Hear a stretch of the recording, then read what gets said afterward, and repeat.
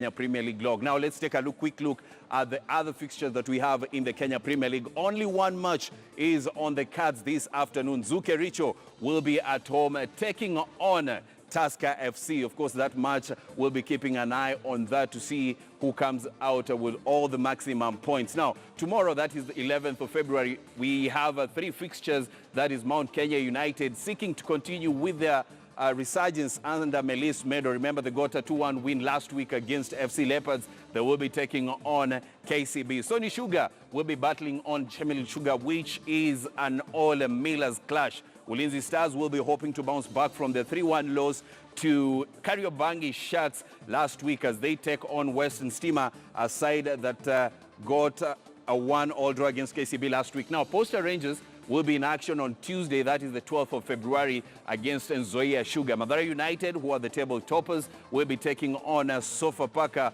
seeking to get back to winning ways. Last week, they settled for 1-1 draw against Sony Sugar. Kakamega Homeboys will be in action against Kariobangi Sharks. Remember, Kariobangi Sharks got their first win of their first loss of the season the week before last. That is going down.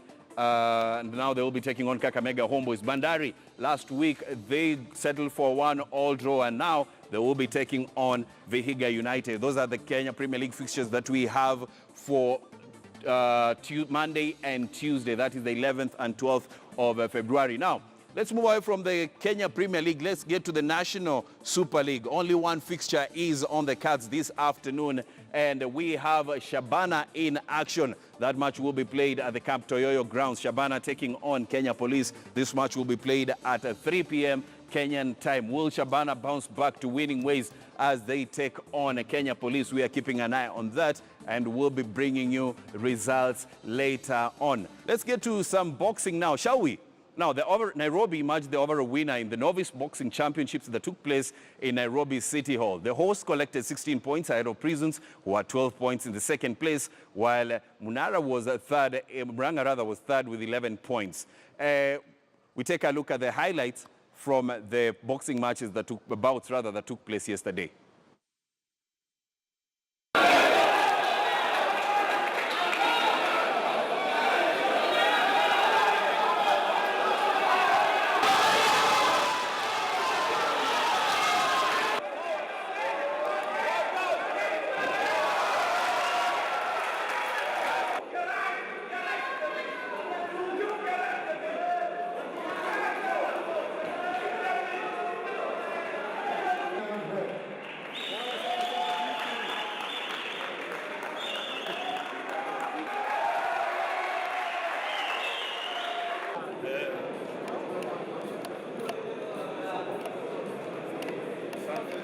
Thank you.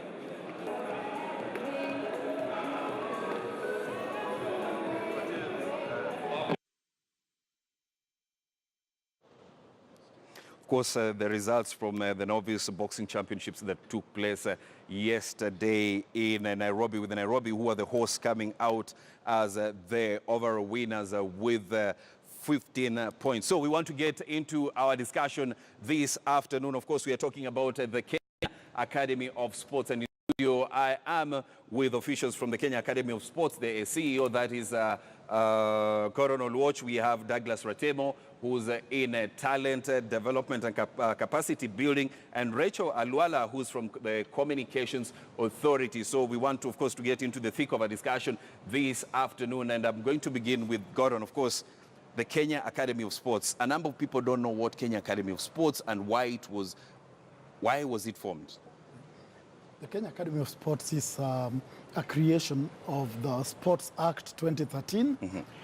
And it was formed because of the realization that the world of sports has become very competitive. Mm-hmm. And in order for Kenya to keep on winning, we must be ahead of the competition. Mm-hmm. And therefore, we must intensify and modernize our training. Mm-hmm. And intensifying and modernizing it means getting very good coaches, getting very high caliber of players whom we've got around the country, and of course giving them very good training, intensified, and taking our training levels to the next level. Mm-hmm. So this is the reason why the Kenya Academy of Sports was formed. Mm-hmm. In the process of forming it, two major institutions which were already existing were collapsed in order to form it in 2014. And these were the National Youth Talent Academy, which was already existing and was training people in sports and the arts, and then the Kenya National Sports Institute, which was already existing under the ministry responsible for sports and was already training people. So these two institutions were collapsed together to form the Kenya Academy of Sports. And of course, the technical expertise was drawn from the Department of Sports within the Ministry of Sports, Culture and Heritage, myself included, to head the institution as in these formative years. So that is the wisdom. But basically, the reason why it was formed is simply to ensure that the Kenyan athlete is well trained and is able to meet the modern challenges of the world and is able to measure with the best athletes from anywhere in the world. So when the Kenya Academy of Sports was formed, of course, Ratemo, you've been with the academy for quite a while. You know, how's the journey been? Well, the journey has been exciting and, of course, also challenging. But we have quite a number of good things that we can pick out of this journey.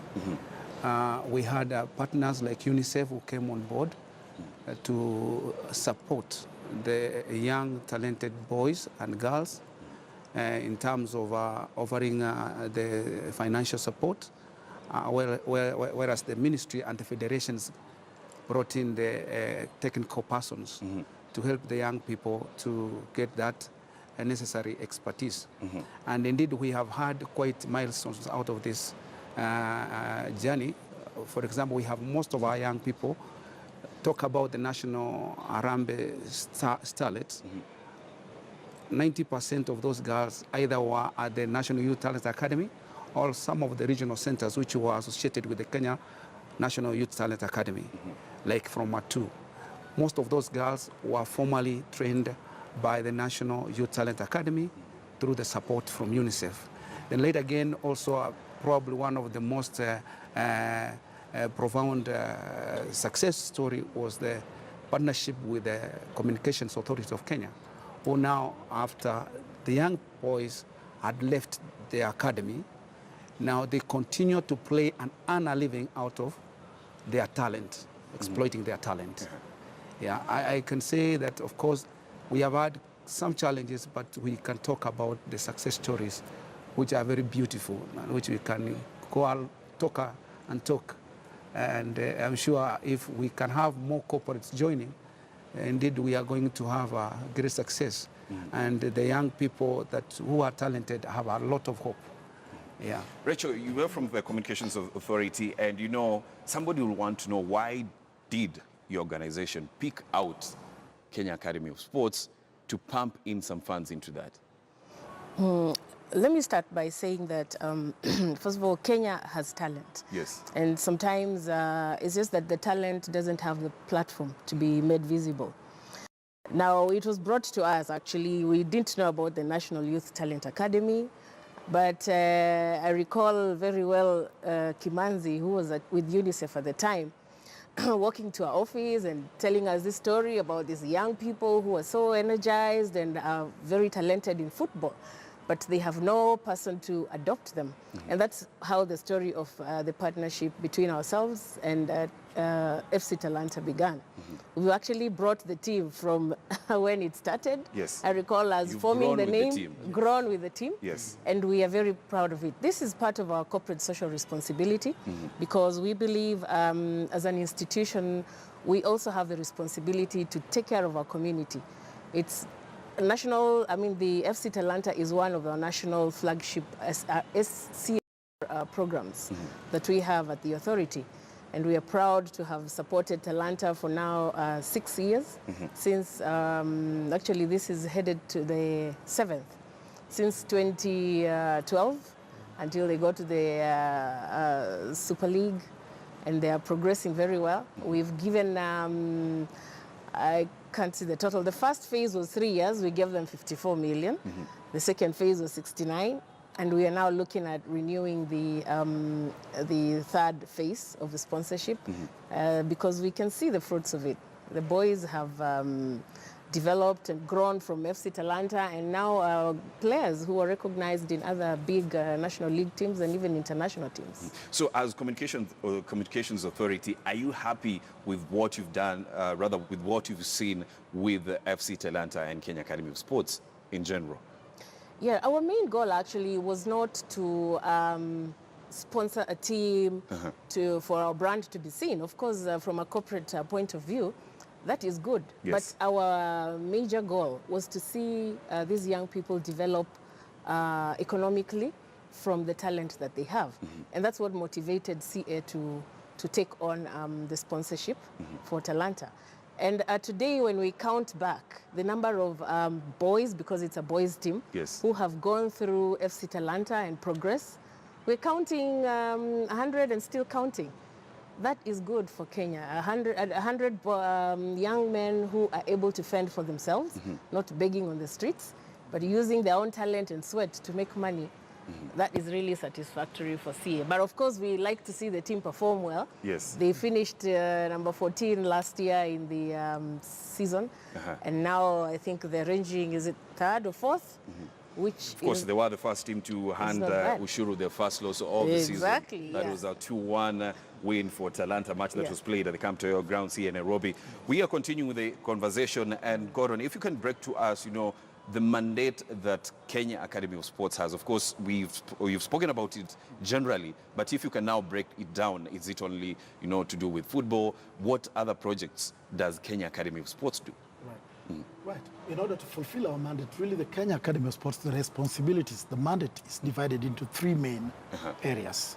One is to train sportsmen and women, which is obvious, which is really our core mandate, Yes. to train sportsmen and women. At the end of the day, when Kenyans will be taking stock of what we've done at the academy, they'll be wanting to see how many elite athletes we have produced. And so we work on that training of sportsmen and women.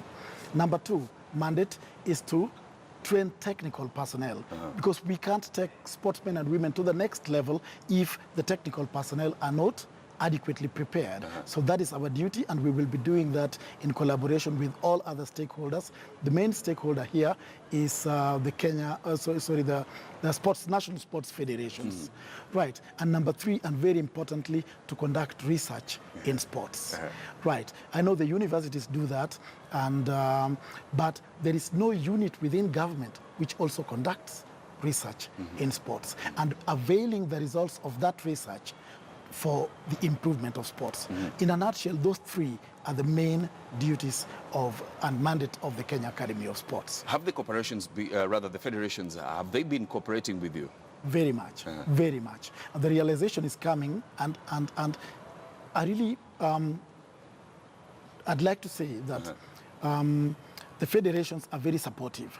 As it is right now, we are working on the curriculum of the sports disciplines in the country. And we are getting a lot of support from the federations. In fact, we are working on it with the federations, because we can't work on the curriculum of developing a particular sport without engaging the federations.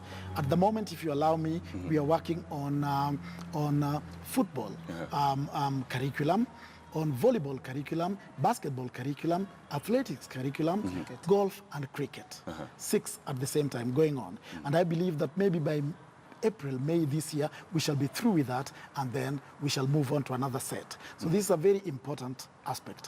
What we are trying to do, which was not there before, is we are trying to standardize the work of the sports academies in the country. In the absence of a national sports academy which is controlled by government and which sets policy for all the and standards for all the other academies, academies have been mushrooming all over the country. And they are there in different sports, in football, in athletics, in volleyball, all over the country. And those academies have done a very good job, I do agree. However, we want to standardize them so that now they follow the same curriculum. Just like in school, standard 4 pupil in Nairobi will be doing the same thing as a standard 4 pupil in Kwale. Now the same thing is going to happen. A football academy for 10-year-olds in Nairobi will be doing the same thing with, like, football academy having 10-year-olds in Kakamega. And therefore we will standardize the training of these young men and women around the country. And that will be done in all the sports. As I've already said, we are working on 6 right now. So we will continue growing and moving into other areas as well.